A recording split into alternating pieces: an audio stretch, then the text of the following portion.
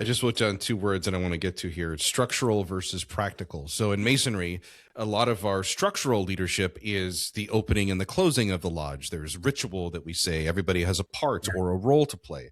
We usually follow agendas or some sort of flow when it comes to the structure of our meetings. And yes, you can learn leadership principles there by having that confidence to be able to speak.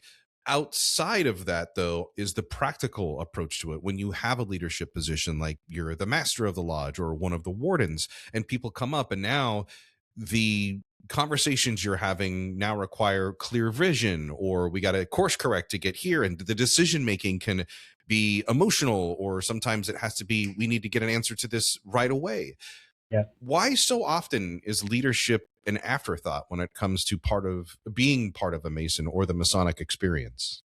I think that inside of Freemasonry, we count on leadership skills being obtained by osmosis, or just by, so like you said, by doing some of the things in the lodge. And we don't ever step out and think about what are the theoretical frameworks or the psychological principles that we need to use to be an effective leader.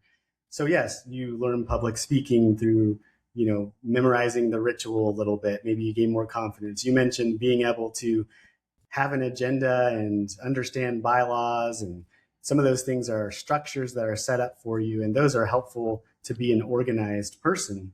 But the question becomes, are you a leader of men, or are you someone who is just sort of managing the minutia of the minutes and the reports, which oftentimes is what we see in Freemasonry. Now, it can also contain the calendar of the year and the events that we're going to do and how we're going to do them, or maybe special events or dinners or other things.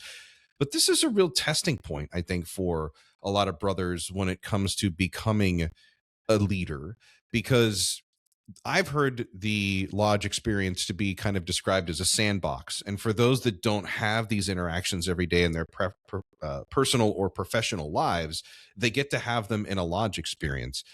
How is that beneficial, besides the fact that it's like having training wheels? But how is this beneficial as from an educational standpoint to a member? Well, the good news is it's usually a low stakes environment. And in low stakes environments, you're more willing to take risks and try new things, which is where our growth kicks in and where we learn new things by trying new things. There's some structure, like we've mentioned, so you're not just sort of left to your own devices to come up with everything on your own. So that's helpful. But I think that the main thing is the main way that we sort of hope that people gain leadership skills in the craft is through the modeling of other leaders. And that is very important. We can look for mentors and those kinds of things. But I think it's also important to think about, are there steps that we can learn from the leadership literature that can help us be more persuasive leaders? Because, as I mentioned, you need to lead people towards something.